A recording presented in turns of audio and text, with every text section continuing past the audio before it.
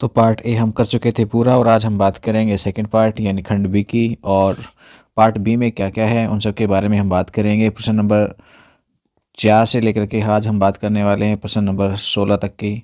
और ये सभी क्वेश्चंस हैं वो 2 नंबर के हैं। प्रश्न नंबर 4 से प्रश्न नंबर 16 तक के हम सब की बात करेंगे। इससे पहले यदि किसी ने पहला वीडियो और ब्लूप्रिंट को नहीं समझा है तो प्लीज़ वो ऊपर आपको आई बटन में लिंक दिया जा रहा है, वहाँ से आप उसे पहले उस वीडियो को देखिए, उसके बाद में ही आप इस वीडियो को आगे देखना शुरू करें। और आइए वीडियो की शुरुआत करें। उससे पहले यदि आप मेरे चैनल पर नए हैं और आपने अभी तक चैनल को सब्सक्राइब नहीं तो प्लीज़ चैनल को सब्सक्राइब कर लीजिए और बेल आइकन में और प्रेस कर लीजिए ताकि आगे आने वाले वीडियोज़ की नोटिफिकेशंस आपको मिलते रहें। और हाँ, अपने दोस्तों के पास भी शेयर कराएँ ताकि उन्हें भी इसका बेनिफिट मिल सके। चलिए आइए शुरू करते हैं हम आज के वीडियो को। तो खंड ब में हमारे पास क्वेश्चन नंबर 4 है और ये आपके पास 2 मार्क्स का है। यहाँ से आपके पास सभी प्रश्न है और 2 अंकों के शुरू हो गए हैं। तो क्या क्या आया इस मॉडल पेपर में और कितने क्वेश्चंस हैं कुल मिला के हमने पहले भी कहे हैं कि 13 क्वेश्चंस आपको 2 मार्क्स के मिलेंगे और 2 मार्क्स के 13 क्वेश्चंस हैं जिनको हम सोल्व करने वाले हैं। और आगे फिर हमारे पास 3 नंबर के क्वेश्चंस हैं जो कि कुल मिला के 4 हैं जिनमें अथवा भी मिलेंगे। और उसके आगे हमारे पास 4 अंकों के क्वेश्चंस हैं जो कि कुल मिला के 3 हैं और उनमें अथवा भी हैं। तो हम सबकी बात करेंगे। फिलहाल 2 अंकों के क्वेश्चंस में चौथा क्वेश्चन कहता है कि सिद्ध कीजिए कि आर क्या है, रियल नंबर है, उसमें ये आर को R1 कर लीजिए। ए लेस देन बी द्वारा परिभाषित एक संबंध R1 समतुल्य तथा संक्रामक है किंतु सम्मित नहीं है। यहाँ पर R क्या है, रियल नंबर्स का सेट है। ठीक है, तो ये जो R है ये तो रियल नंबर है। दूसरा जो R है जो कि रिलेशन में लिखा गया उसको हमने R1 से रिप्रेजेंट कर दिया है क्योंकि वो आपके पास R में रहेगा तो आपको कन्फ्यूजन रहेगा कि R रियल नंबर है या R है वो रिलेशन है, इसलिए हमने रिलेशन को R1 से रिप्रेजेंट कर दिया है। ओके, चलिए अब देखें, हमें 3 चीज़ों के बारे में बात करनी है कि ये संबंध है वो समतुल्य है, संक्रामक है, पर क्या नहीं है, सम्मित नहीं है। इनके बारे में जानकारी करनी है। तो सबसे पहले हम बात करते हैं किसके लिए, समतुल्य के लिए।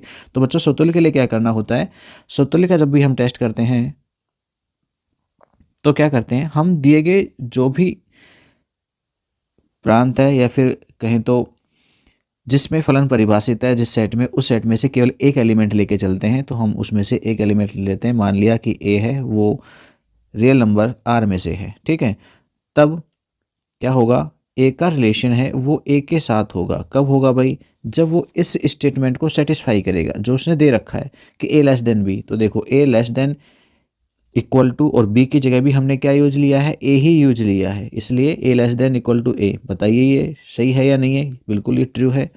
तो लिख सकते हैं जो कि सत्य है। तो हम कह सकते हैं इसलिए प्रत्येक ए बिलोंग्स टू आर के लिए R1 क्या हो गया है, समतुल्य है। R1 जो रिलेशन हमें मिला है वो कैसा है, समतुल्य है। तो बच्चों हमने एक पॉइंट लिया, एक बिंदु लिया और उसके ऊपर हमने इस संख्या के ऊपर हमने चेक किया कि वो इस प्रत्येक ए के लिए कैसा है, सत्य है। जो कि स्टेटमेंट आपको इस संबंध को परिभाषित करने के लिए दिया है वो कथन सत्य है, इसलिए ये समतुल्य है। आगे हम बात करेंगे किसकी, सम्मित की। क्या ये सम्मित है। सम्मित की जांच करने के लिए बच्चों हम दिए गए सेट में से 2 एलिमेंट्स लेते हैं। तो हम यहाँ पे मान लेंगे कितने एलिमेंट्स, 2, एक ए और दूसरा बी, और साथ में हम लेते हैं एक रिलेशन कि ए का रिलेशन किसके साथ है, बी के साथ में है। अब ए का बी के साथ में, इसका मतलब स्टेटमेंट क्या होगा, A less than equal to B होगा।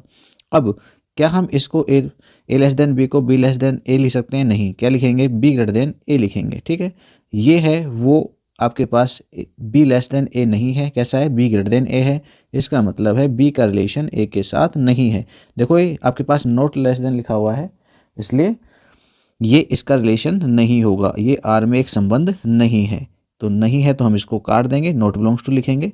इसका मतलब है कि आपके पास R1 जो है, R1 क्या है, रिलेशन है, वो R1 सम्मित नहीं है। चलिए नेक्स्ट को देखते हैं। सम्मित के बाद हम बात करते हैं संक्रामक की। संक्रामक है या नहीं है इसकी जांच करें। तो संक्रामक में हम बच्चों 3 एलिमेंट लेते हैं। कितने लेते हैं, 3। माना ए, बी और सी तीनों हैं वो रियल नंबर R में से हैं, तथा 2 संबंध लेते हैं। संबंध कौन कौन से, ए का रिलेशन बी के साथ में है और सेकंड बी का रिलेशन सी के साथ में है। तो ये हमने 2 रिलेशन लिए। पहला रिलेशन का स्टेटमेंट क्या होगा, A less than equal to B होगा, और सेकंड का क्या होगा, B less than equal to C होगा। हम इन दोनों से क्या कर सकते हैं, A less than equal to B less than equal to C. तो इसका मतलब हो जाएगा a less than equal to C. और a less than equal to C, ये स्टेटमेंट कहता है कि a का रिलेशन किसके साथ में है, c के साथ में है। तो लिख सकता हूँ AC belongs to R। It means R1 कैसा है, संक्रामक है। तो ये R1 रिलेशन है वो संक्रामक भी है। तो क्या नहीं है, मिथ नहीं है, बाकी सब तुल्य है और संक्रामक है, और यही हमको सिद्ध करना था। ठीक है, चलिए सेकंड क्वेश्चन को देखते हैं हम, प्रश्न नंबर 5 को। प्रश्न नंबर 5 क्या कह रहा है?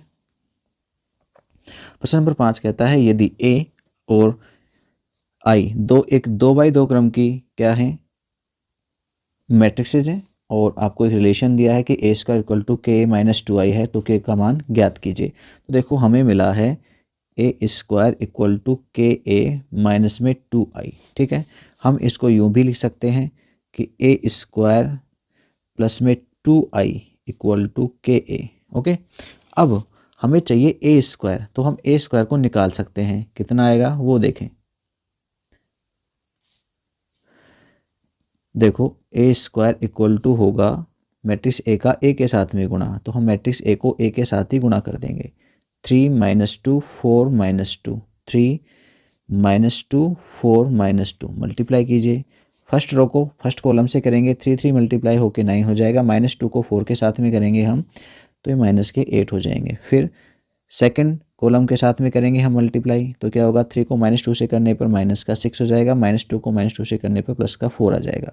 नेक्स्ट सेकंड जो रो है इसको करेंगे हम फर्स्ट कॉलम से, तो 4 का 3 से मल्टीप्लाई 12 और -2 का 4 से माइनस का 8। और इसके अलावा हम करेंगे इस सेकंड कॉलम से गुणा, तो 4 का -2 से -8 होगा, और -4 को -2 को -2 से करने पर प्लस का 4 मिलेगा। तो ये हमारे पास मल्टीप्लाई आया 1 - 2 + 4 और माइनस में 4। ये हमारे पास मल्टीप्लाई आ गया है। अब A² है, अब क्या करना है भाई, A² में हमें 2i ऐड करना है। हमें मिला है A² प्लस में 2i इक्वल टू KA, तो हम A² की वैल्यू पुट करें, वो आई है 1 - 2 4 और माइनस में 4। अब क्या करेंगे, हम इसमें 2i को ऐड करेंगे। 2i 2 से मल्टीप्लाई करके लिखेंगे i को, 2002 इक्वल टू KA।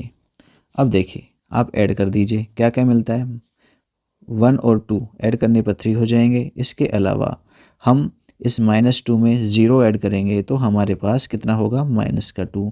4 में 0 ऐड करेंगे तो 4, और माइनस के 4 इसमें हम प्लस के 2 को ऐड करेंगे तो -2 बनेगा, और सामने क्या है, KA। ये क्या बन गया, ये बन गया A इक्वल टू KA। तो देखो आप यहाँ पे A का गुणांक कितना है, 1 है, तो आपके पास K का मान कितना आया, 1 आ गया। उसने K की वैल्यू पूछी है तो K का मान कितना होगा, 1 होगा। चलिए नेक्स्ट क्वेश्चन को देखते हैं हम, छठे को। क्या कहता है, निम्नलिखित समीकरण निकाय को आव्यूह विधि से हल कीजिए। आव्यूह विधि से हल करेंगे तो सबसे पहले हम इसे मैट्रिक्स रूप में लिखेंगे। मैट्रिक्स फॉर्म क्या बनेगी,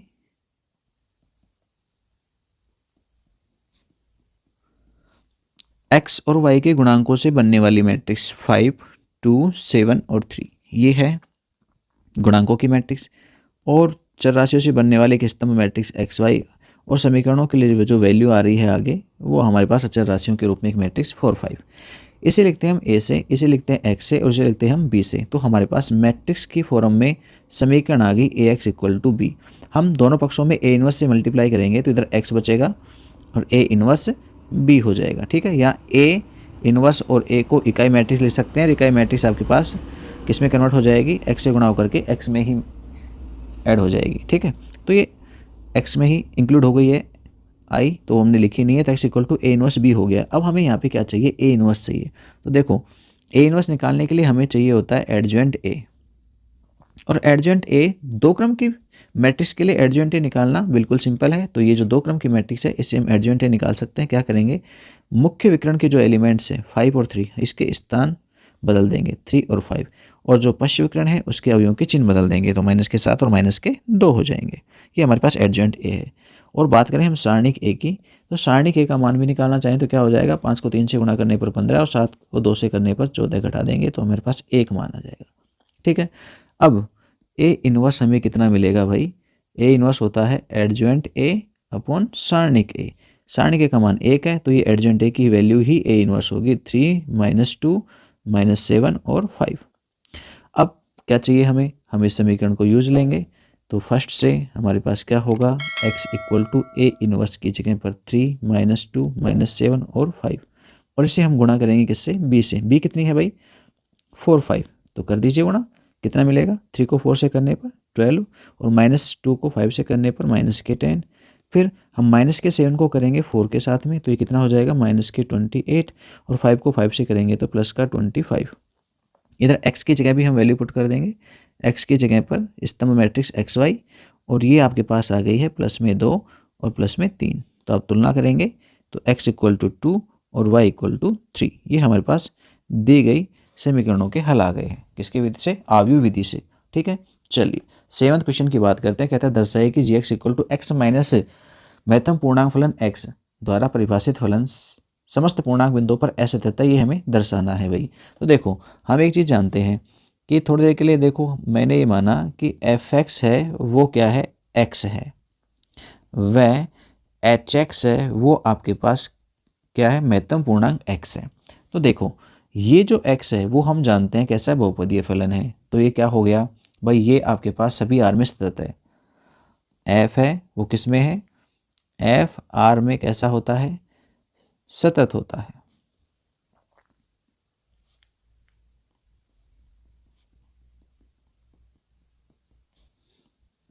जबकि h किस में, r माइनस जेड में सतत होता है,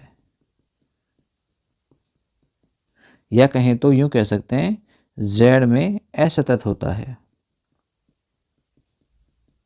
और सतत के गुणधर्म हैं, सतत फलनों के जो गुण हैं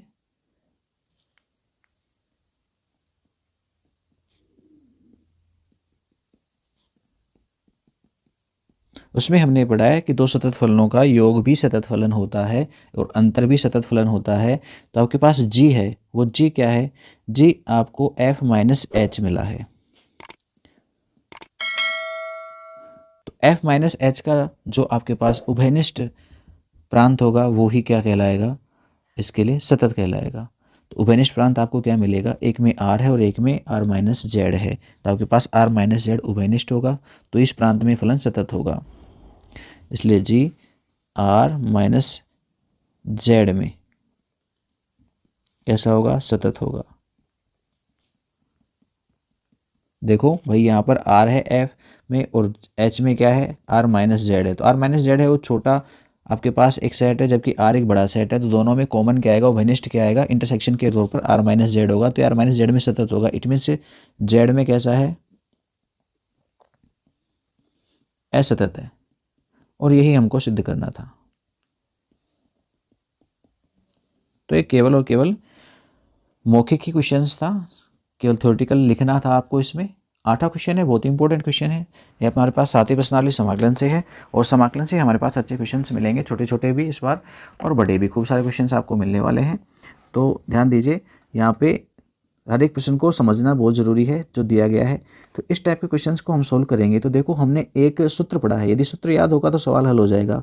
e की पावर x और f(x) प्लस में f'(x) dx, यदि ये इंटीग्रेशन आपके पास है तो ये इंटीग्रेशन किसके रूप में होता है, e की power x f(x) plus c की फॉर्म में होता है। तो जो आपको मिला है हम उसकी बात कर लेते हैं। ये तो क्या है, फॉर्मूला है, चलो हाईलाइट कर देते हैं हम इसे। और अब देखो आपके पास फंक्शन है x e की पावर x अपॉन 1 प्लस में x का होल स्क्वायर। तो देखो मैं इसे इस फॉर्म में बदलना चाहता हूँ, तो कैसे चेंज होगा ये, e की पावर x को तो हम अलग कर लेंगे, और जो बच गया x अपॉन 1 प्लस में x का होल स्क्वायर, इसको हम अलग कर देते हैं। तो ये लिखा जा सकता है हमारे पास e की पावर x, और ये जो ऊपर x है इसमें हम एक जोड़ सकते हैं और एक घटा सकते हैं। चलो एक इधर जोड़ दिया मैंने और एक इधर से घटा दिया है, ठीक है, एक घटाया और जोड़ा जा सकता है, उससे कोई फर्क नहीं पड़ेगा। अब जो हरमी राशि है उसका दोनों में भाग दे दीजिए। तो यदि मैं इसे i लिखूं तो ये मेरे पास चेंज होकर के आएगा e की पावर x, और फर्स्ट पार्ट में हम भाग देंगे तो 1 प्लस x में भाग लग जाएगा 1 प्लस में x के होल स्क्वायर का। इसके अलावा माइनस के 1 में भाग देंगे 1 प्लस x के होल स्क्वायर का। तो ये आई हमारे पास कन्वर्ट होके आया e की पावर x 1/1 प्लस एक्स और माइनस में 1/1 प्लस एक्स का होल स्क्वायर। ठीक है, अब देखो यहाँ पे मैं थोड़ी देर के लिए यदि किसको 1/1 प्लस एक्स को एफ एक्स मान लूँ तो एफ डैश एक्स क्या बनेगा, माइनस में 1/1 प्लस में एक्स का होल स्क्वायर, ये आएगा डिफ्रेंशिएशन। तो ये हमारे पास डिफ्रेंशिएशन आया। तो आप देखेंगे कि आपके पास ऊपर जो फॉर्मूला लिखा है वो आपके पास अब सेटिस्फाई हो रहा है यहाँ पर आई में, इसलिए आई इक्वल टू क्या हो जाएगा, e की पावर x और एफ एक्स प्लस सी, ये आपके पास आंसर हो जाएगा। e की पावर x एफ एक्स की जगह पे 1/1 प्लस में x और प्लस में c, या कहें तो e की पावर x/1 प्लस में x प्लस c, ये हमारे पास इंटीग्रेशन हो जाएगा। ओके, चलिए नेक्स्ट को देखते हैं। 90वें क्वेश्चन को क्या कह रहा है, एक पासे को 7 बार उछालने पर तथा 2 बार 5 आने की प्रायिकता ज्ञात कीजिए। एक पासे को 7 बार उछाला गया है, यानी कुल संख्या, पासे को उछाले जाने की कुल संख्या कितनी है, 5 है। ठीक है, और 5 आने को हम क्या मान लें, सफलता मान लें। पासे पर 5 आने को सफलता माना जाए।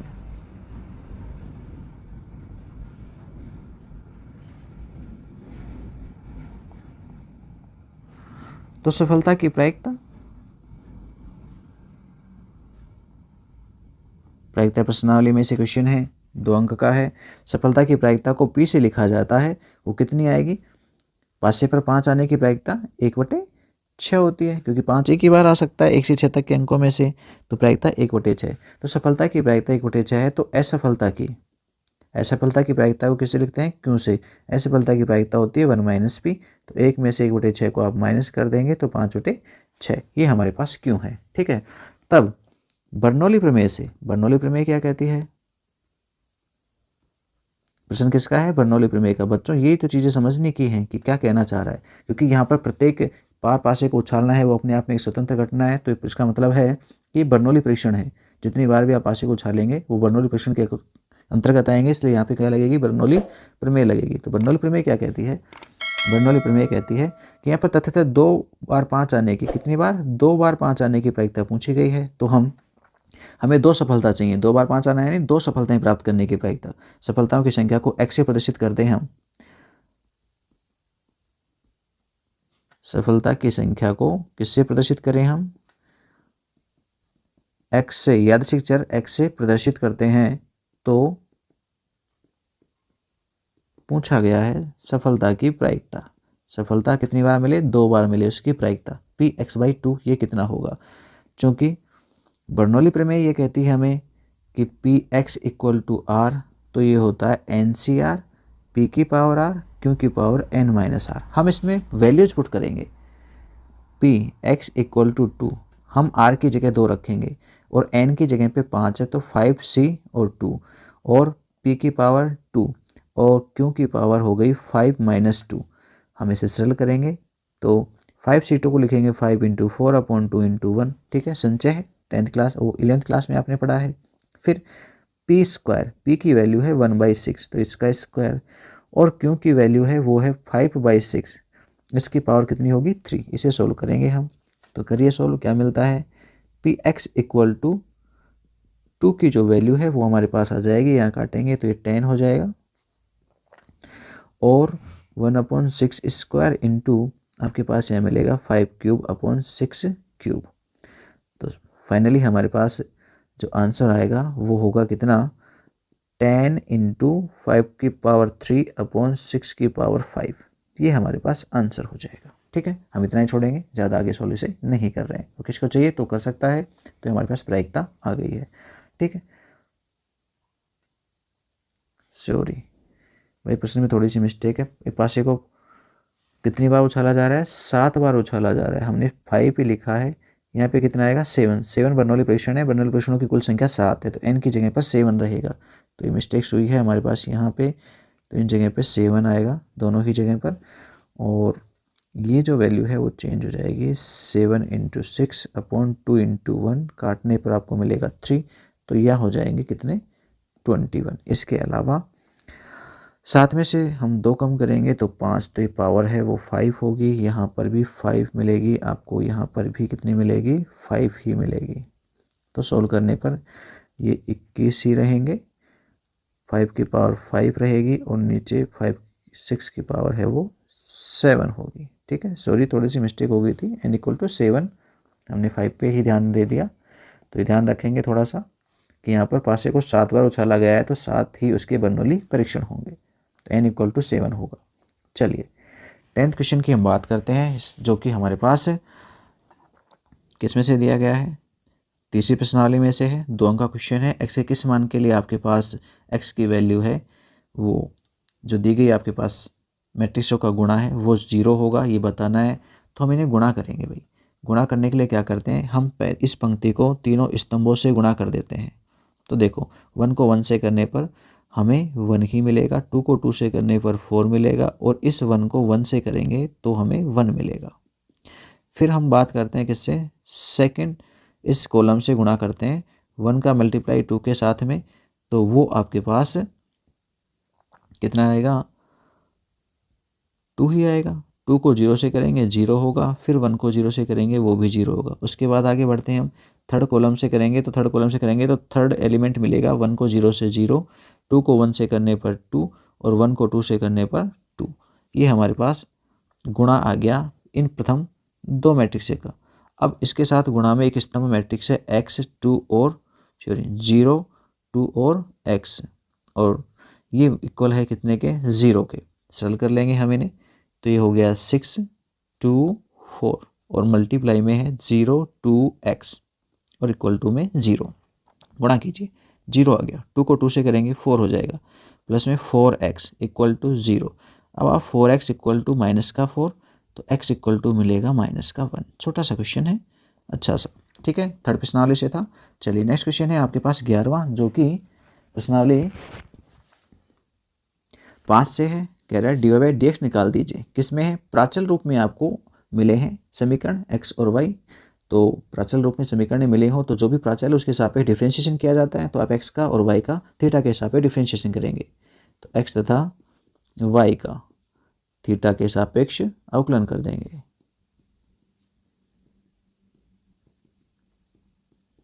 आंसर कैसे लिखना है, हम पूरा काम कर रहे हैं इसलिए आप समझें, हर एक चीज़ को सही तरीके से लिखें। dx/d थीटा और a अचर राशि है, थीटा का डिफरेंशिएशन 1 होगा और साइन का क्या हो जाएगा, कोस हो जाएगा। वह y वाले पद का करेंगे तो dy/d थीटा, और a अचर राशि है, 1 का डिफरेंशिएशन 0 और कोस का होता है माइनस का साइन, तो माइनस और माइनस गुणा होकर प्लस का साइन बन जाएगा। ठीक है, और जब कभी भी dy/dx अवकल गुणांक निकाला जाता है तो dy/d थीटा में हम भाग देते हैं dx/d थीटा का। तो भाग दे दीजिए, क्या था हमारे पास, a साइन थीटा, ये dy/d थीटा का मान है, इसमें भाग देंगे dx/d थीटा का, यानी a और 1 प्लस में cos थीटा का। a से a कट जाएगा और आगे हम इसे सरल करेंगे तो dy/dx equal to sine theta को हाफ एंगल फॉर्मूले में चेंज करेंगे, साइन थीटा/2 cos थीटा/2 हो जाएगा। और नीचे 1 प्लस cos थीटा की जगह भी हाफ एंगल फॉर्मूला यूज लेंगे, प्लस हो तो cos आता है और माइनस हो तो साइन आता है, तो क्या बन जाएगा 2 cos स्क्वायर थीटा/2। तो देखो 2 से 2 कैंसिल और एक cos से आप एक cos को कैंसिल कर सकते हैं, तो आपके पास ये आ जाएगा साइन बाई cos, सीधे लिख देता हूँ tan थीटा/2। तो ये आपके पास dy/dx होगा। ठीक है, ओके।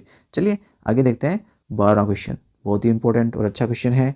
किसमें है, सारणी प्रश्नावली से है। कहता है गुणधर्मों का प्रयोग करके सिद्ध कीजिए कि सारणी का मान इतना होता है। और इस प्रकार के आपके पास सारणी का, तो उन्हें बहुत ही अच्छे तरीके से इस चीज़ को समझाया है कि आपके पास जब किसी कॉलम में या किसी रो में किसी पंक्ति में 1 1 1 हो तो आप किन्हीं 2 1 को 0 बना सकते हैं।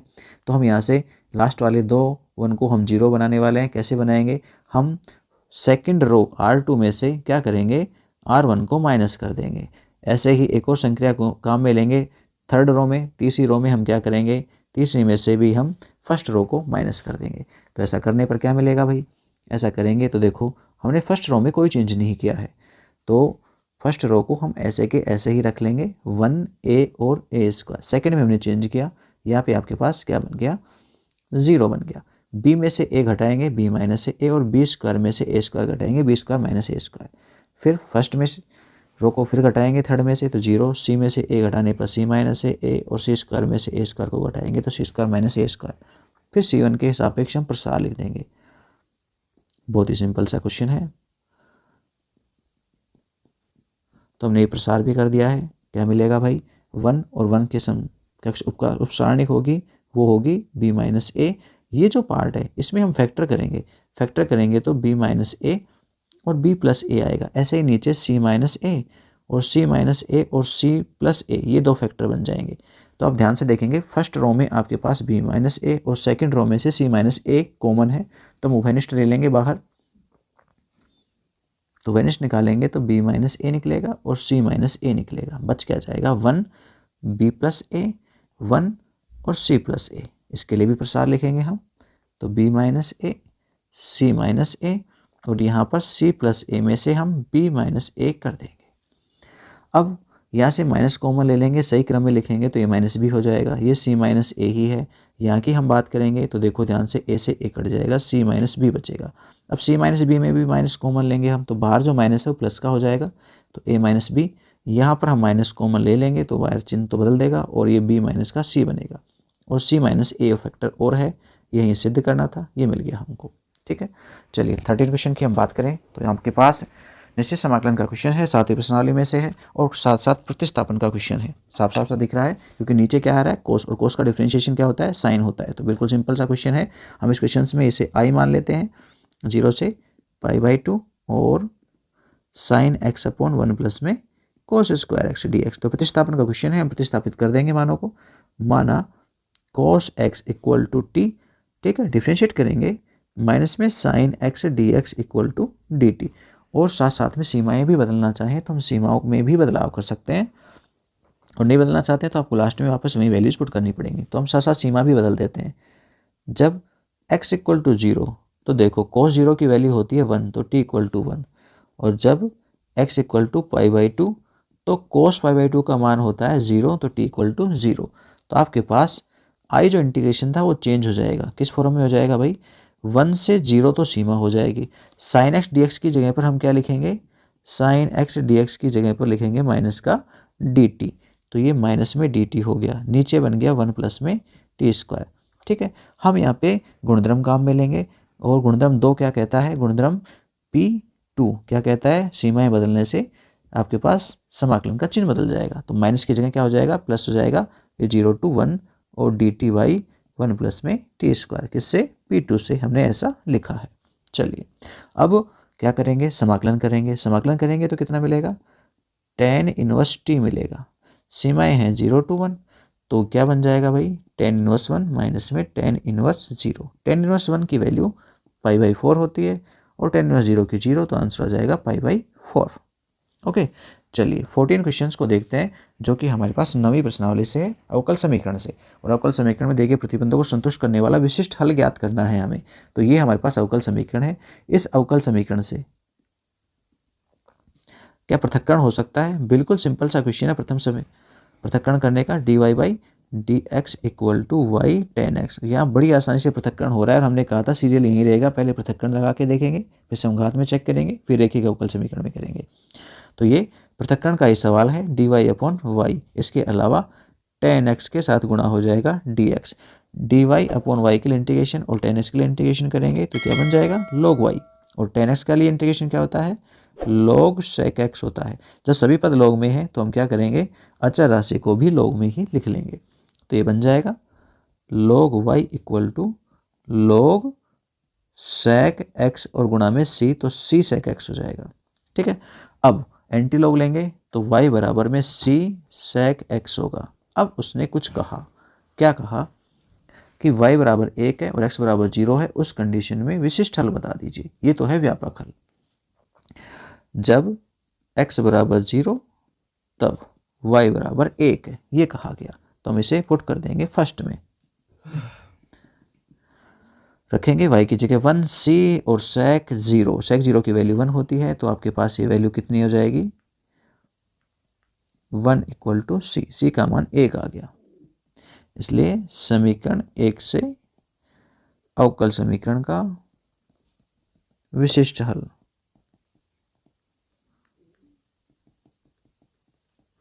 क्या बनेगा, y equal to sec x हो जाएगा, c की जगह 1 रख लेंगे हम। ठीक है, चलिए नेक्स्ट क्वेश्चन को देखते हैं 15 को, जो कि हमारे पास वेक्टर एक्सरसाइज यानी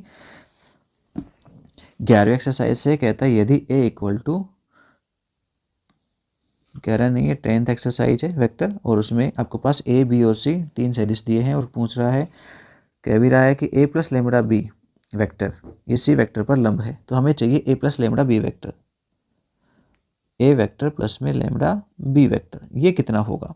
तो इसे प्राप्त करने के लिए हम ए वेक्टर की वैल्यू 2i कैप प्लस में 2j कैप प्लस में 3k कैप और प्लस लेमड़ा बी वेक्टर की जगह पर माइनस में i कैप प्लस में 2j कैप प्लस में k कैप, इन दोनों को हम ऐड करेंगे। तो i कैप वाले पदों को एक साथ लिखें तो 2 माइनस में लेमड़ा और i कैप, फिर j कैप वाले पदों को लिखें तो 2 प्लस में 2 लेमड़ा, ये j कैप, इसके अलावा k कैप वाले पदों को लिखेंगे तो 3 प्लस में लेमड़ा k कैप। ये हमारे पास क्या हो गया है, a वेक्टर प्लस में लेमड़ा b वेक्टर।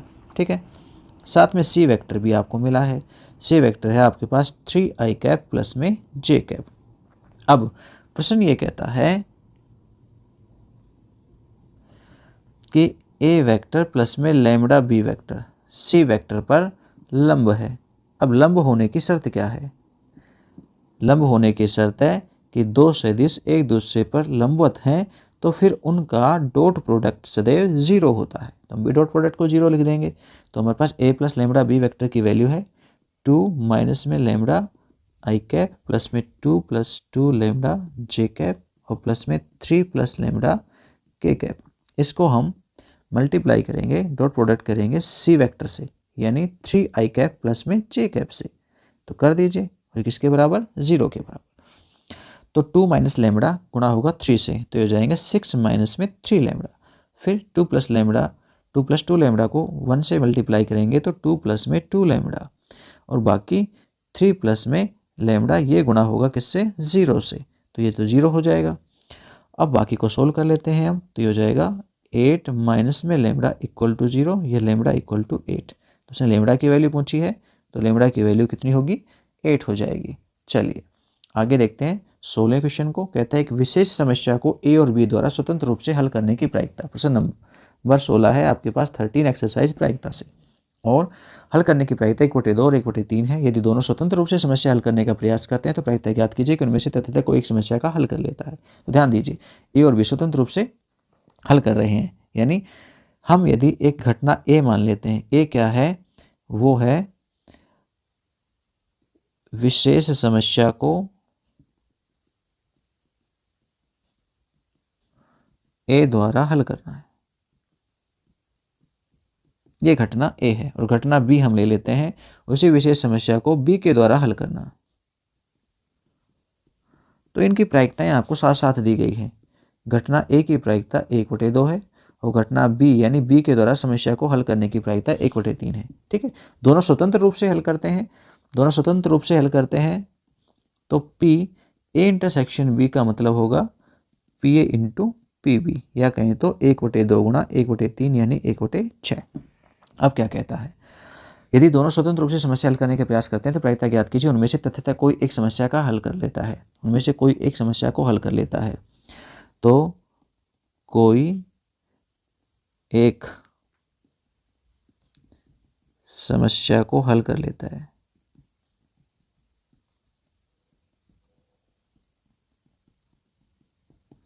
इसकी प्रायिकता क्या होगी,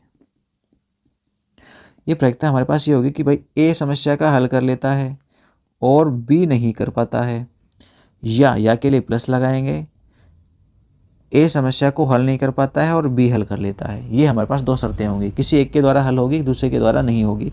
तो स्वतंत्र घटनाएं हैं तो क्या बनेगा भाई, P A into P B dash, और यहाँ बनेगा P A dash into P B. अब देखो हमारे पास पी ए पता है 1/2 है, क्योंकि पी ए इक्वल टू 1/2, इसलिए पी ए डैश कितनी बनेगी भाई, 1 माइनस 1/2 यानी 1/2।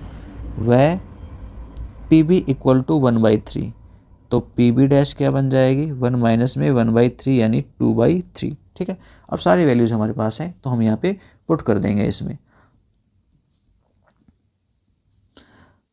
हल करने की, किसी एक द्वारा हल करने की प्रायिकता, एक के द्वारा हल करने की जो प्रायिकता है, पी ए की जगह 1/2, पी बी डैश की जगह 2/3 प्लस पी ए डैश की जगह 1/2 और पी बी की जगह 1/3।